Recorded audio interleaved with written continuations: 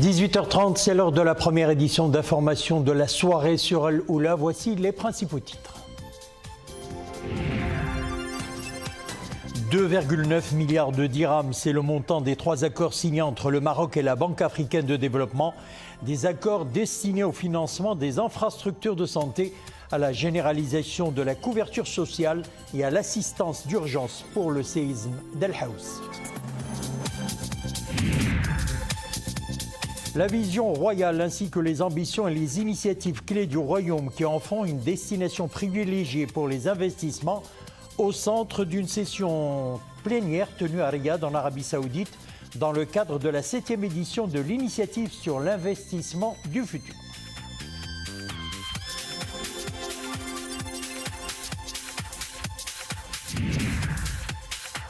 Le 24 octobre, le monde célèbre la journée de la lutte contre la poliomyélite, une maladie grave qui touche des enfants en bas âge et entraîne des paralysies irréversibles.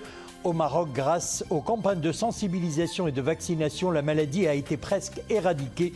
En septembre 2015, le royaume a été déclaré zone polio-free par l'Organisation mondiale de la santé. Avant de développer ces titres, ces réunions qui ont rassemblé à Rabat le chef du gouvernement avec les partis de la majorité et des représentants des partis de l'opposition.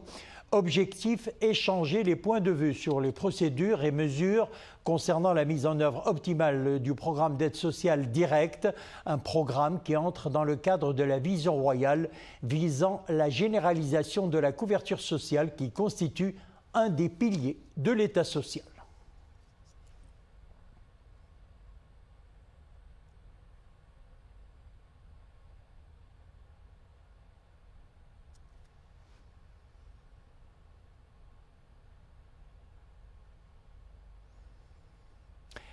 Et le programme d'aide sociale a été au cœur d'une déclaration du chef du gouvernement lors d'une séance plénière conjointe tenue hier devant les 2 chambres du Parlement. Le Royaume a rendez-vous avec une opportunité historique à travers laquelle le souverain inaugure une véritable révolution sociale qui lancera une nouvelle génération de contrats sociaux entre l'État et les citoyens et formera un noyau solide pour le Maroc de demain, a affirmé Aziz Akhnouch lors de son intervention.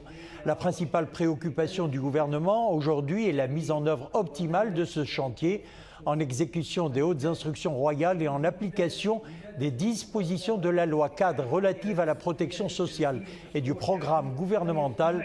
L'exécutif a fixé le délai et le budget de ce programme, a ajouté le chef du gouvernement.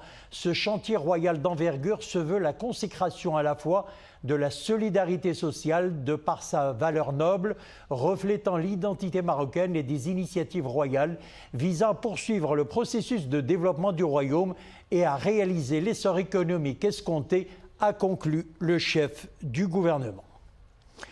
Un chiffre, 2,9 milliards de dirhams, c'est le montant de 3 accords signés entre le Maroc et la Banque africaine de développement.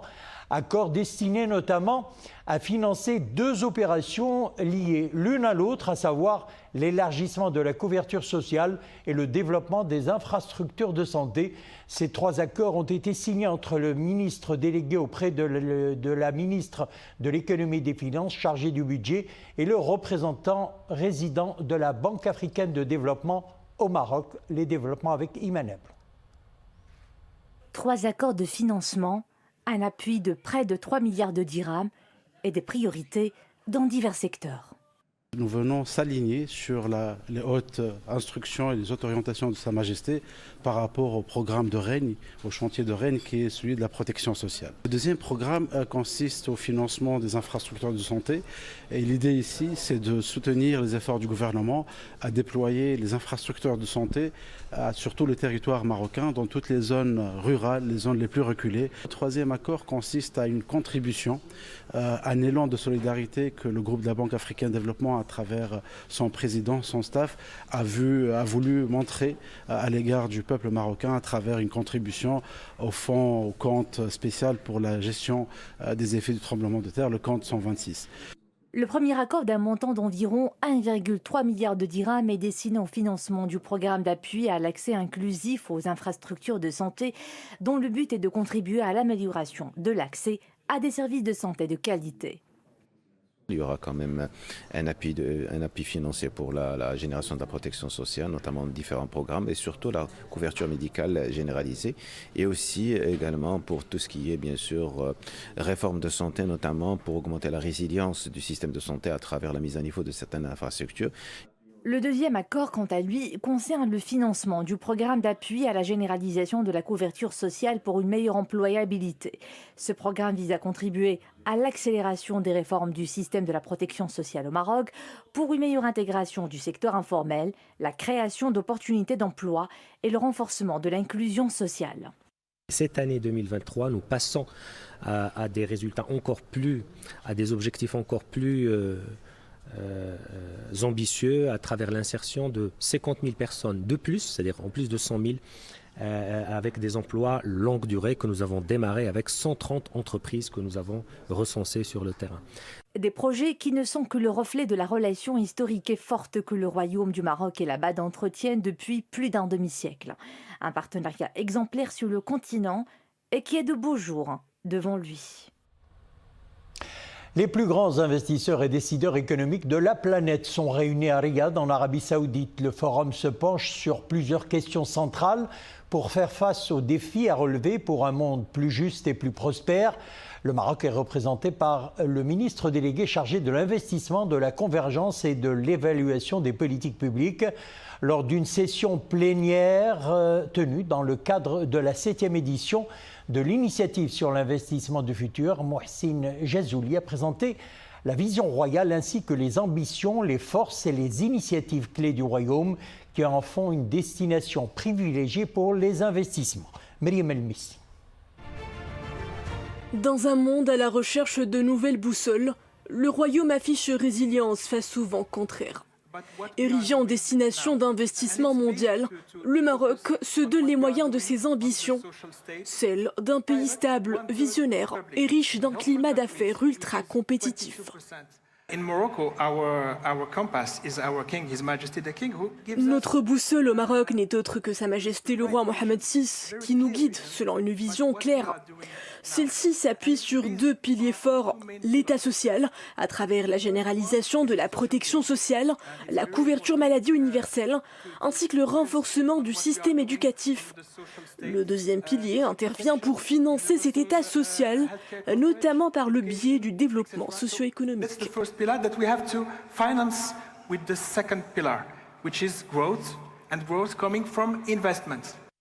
Autant d'atouts qui laisse entrevoir un avenir des plus prometteurs pour la destination Maroc. Réunis à Riyad, les patrons des grands fonds d'investissement et des banques de financement suivent d'une oreille attentive la nouvelle génération d'investissement qui fait le visage des secteurs locomotifs de l'économie nationale. Pour eux, investir au Maroc est un pari gagnant. Le Maroc enregistre un taux d'investissement de l'ordre de 28% du PIB. Ceci est le résultat d'une dynamique d'investissement portée majoritairement par le secteur public. Parmi les grands chantiers mobilisés au cours des 2 dernières décennies, les infrastructures portuaires, autoroutières, le train à grande vitesse ou encore les énergies renouvelables. Aujourd'hui, le Maroc change de perspective en stimulant davantage l'investissement privé qui prend désormais le relais de l'investissement public. Canalisant sur ses success stories, le Maroc aspire à propulser son économie vers de nouveaux sommets. Porté par un secteur privé plus rentable et plus innovant. Un nouveau cap est désormais franchi. L'actualité internationale est toujours dominée par les bombardements aériens israéliens sur la bande de Gaza. Ces bombardements entrés aujourd'hui dans leur 18e jour ont fait au total 5800 morts palestiniens. Par ailleurs, 2 otages israéliennes ont été libérés hier soir par le Hamas. Il s'agit d'une dame de 85 ans et d'une autre de 79 ans originaire du kibbutz Nir Oz, adjacent à la bande de Gaza. Le comité international de la Croix-Rouge a indiqué avoir facilité la libération des 2 otages supplémentaires qui étaient retenus à Gaza grâce également à une médiation du Qatar et de l'Égypte.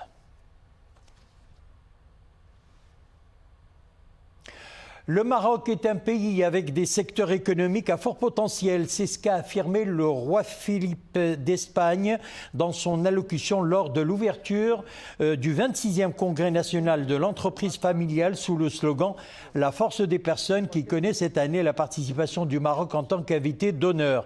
À cette occasion, le souverain espagnol a mis en exergue la présence de nombreuses entreprises espagnoles de premier plan au Maroc. Le souverain espagnol a profité également de cette occasion pour réitérer la solidarité de l'Espagne à l'égard du Maroc après le séisme qui a frappé la région d'El Haouz le 8 septembre dernier.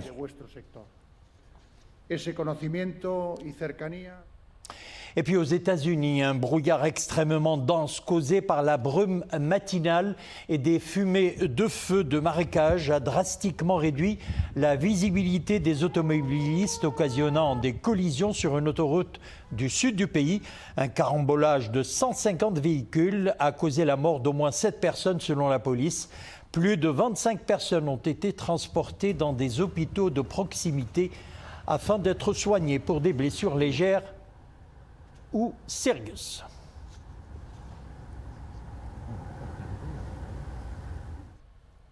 Retour chez nous. La RAM adopte sa nouvelle vision stratégique. La compagnie aérienne nationale ambitionne de quadrupler sa flotte à l'horizon 2037 ainsi que l'ouverture de lignes moyen et long courrier sur les 4 continents.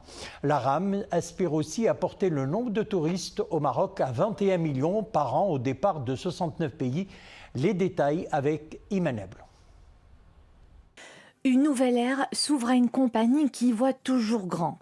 La Royal Air Maroc lance sa nouvelle vision stratégique et son nouveau positionnement de marque. L'opérateur national ambitionne de quadrupler sa flotte aérienne à l'horizon 2037, tout en couvrant 100 nouvelles destinations internationales. La RAM aspire également de porter le nombre de touristes au Maroc à 21 millions par an, au départ de 69 pays et dans les 4 continents. La compagnie aspire ainsi devenir un transporteur global, centré client et plus rentable, un hub transcontinental nord-sud et est-ouest, un outil dédié au point à point et un réseau national transversal. Suite aux orientations royales qui visent à faire de Royal Air Maroc un acteur majeur au niveau global en termes de compagnie aérienne, doté d'un aéroport et d'une infrastructure et d'une flotte d'avions à même de répondre aux besoins de notre pays. Suite à ces hautes orientations et à la signature du contrat programme qui a été signé le 13 juillet de cette année, nous dévoilons aujourd'hui devant un parterre de partenaires et d'institutionnels et de corporates et de clients notre vision stratégique, notamment comment nous allons nous préparer pour les prochaines échéances, à savoir 2025 et 2030. Donc c'est un moment de partage avec nos partenaires pour que nous nous préparons tous à ces nouvelles échéances. Un des éléments clés du succès de la nouvelle étape de croissance de la Royal Air Maroc est son image de marque. La nouvelle dynamique exprimée dans la stratégie de rebranding porte son ambition en tant que compagnie de référence à l'échelle continentale, exprimant avec fierté son identité marocaine et africaine. Dream Africa Meet Morocco est l'expression d'un transporteur fier de ses origines et optimiste pour l'avenir.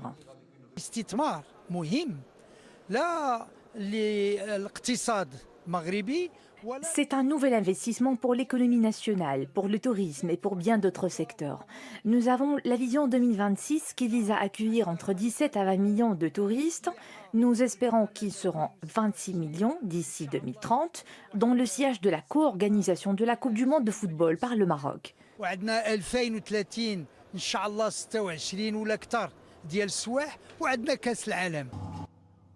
Autre enjeu de taille, le pari du développement durable et de décarbonation.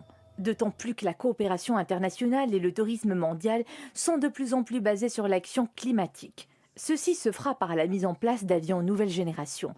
Le Fuel Efficiency Programme, qui vise à réduire l'empreinte carbone de 8%, et le programme Sustainable Aviation Fuel, qui s'inscrit dans le cadre des engagements de l'alliance One World.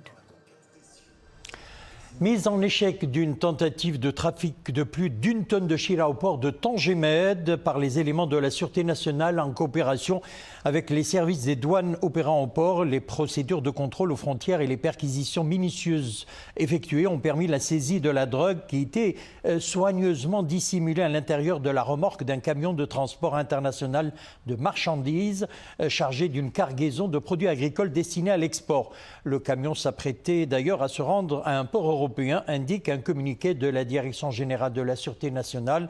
Le chauffeur interpellé, âgé de 34 ans et de nationalité marocaine, a été placé en garde à vue à la disposition de l'enquête confiée à la brigade de la police judiciaire du port Tangemed sous la supervision du parquet compétent afin de déterminer les éventuelles ramifications de cette activité criminelle sur les plans national et international et mettre la main sur les complices. Page santé à présent. Depuis plus de 10 ans maintenant, la communauté internationale célèbre le 24 octobre la journée mondiale contre la poliomyélite. Plus connue sous le nom de polio, cette maladie endémique touche les enfants en bas âge. Virus mortel, il attaque la moelle épinière et le cerveau et entraîne une paralysie irréversible. Grâce aux campagnes de sensibilisation et de vaccination, la maladie a été presque éradiquée dans le monde et aucun cas n'est à ce jour enregistré au Maroc. Leila Seri, Abdelrahman Ziyan et Maria Oued. Maladie virale de la petite enfance, la poliomyélite se manifeste le plus souvent par un symptôme grippal banal, mais aux conséquences dramatiques. Infection silencieuse et très contagieuse, elle provoque des paralysies irréversibles chez les enfants de moins de 5 ans. Découvert en 1954, le vaccin contre la polio a permis d'éradiquer la maladie. Les maladies infantiles ont beaucoup diminué, cela grâce aux campagnes de vaccination annuelles. À titre d'exemple, nous ne voyons plus d'enfants paralysés ou atteints de polio. Et cela fait chaud au cœur. اما احنا عندنا في المجال الحضاري ما بقاش عندنا هذا المشكل احنا غاديين الحمد لله بان قضينا على هذا الشلل. Il est devenu très rare de voir des enfants paralysés à cause de la polio car le vaccin permet d'éradiquer la maladie.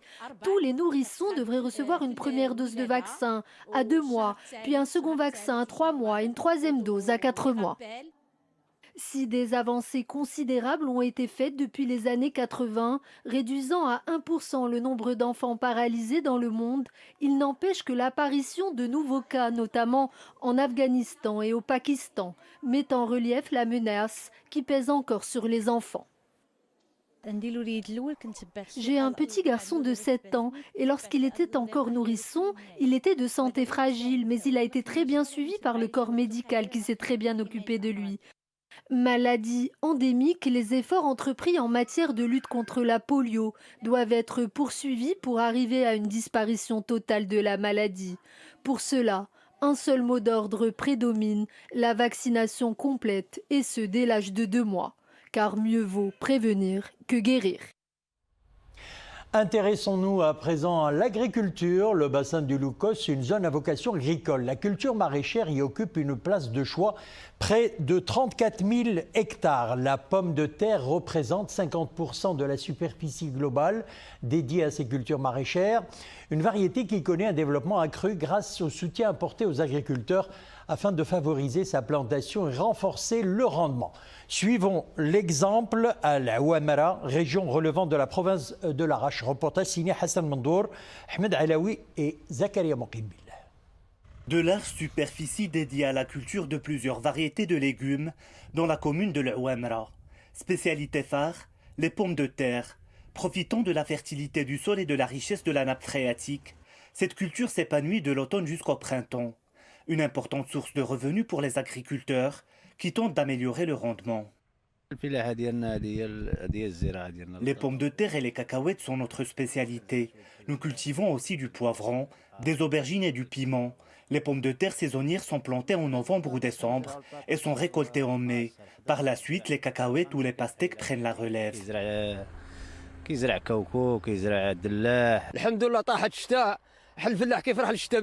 Les dernières pluies nous réconfortent beaucoup. Nous sommes en pleine préparation. Nous allons mettre les engrais et planter de nouvelles variétés. Pour encourager le développement des cultures maraîchères, l'Office régional de mise en valeur agricole aide les agriculteurs avec des semences et des engrais subventionnés. J'ai planté 1 hectare de pommes de terre. L'État nous a aidés avec 6 paquets d'engrais, en plus de l'aide en produits énergétiques et l'aide financière.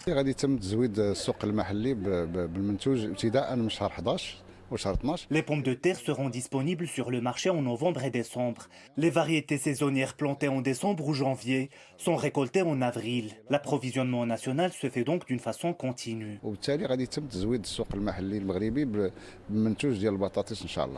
Au niveau du bassin du Loukous, 34 000 hectares sont dédiés aux cultures maraîchères. Les pommes de terre représentent près de la moitié, avec une production de près de 40 tonnes par hectare. Avant de clore cette édition, direction l'Australie où je vous invite à découvrir le Solar Challenge, un championnat du monde de voitures solaires. Les pilotes traversent le pays du nord au sud en passant par la ville de Darwin à celle d'Adélaïde. Je vous laisse admirer donc le design aérodynamique des engins de forme conique à 3 roues. Le moteur utilise de manière efficace l'énergie générée par les panneaux solaires. Ce sont tout de même 3000 km à parcourir et les conditions sont parfois extrêmes avec des vents parfois violents. L'événement ne date pas d'aujourd'hui, il existe depuis 36 ans et je vous rappelle que la première édition remonte à 1987.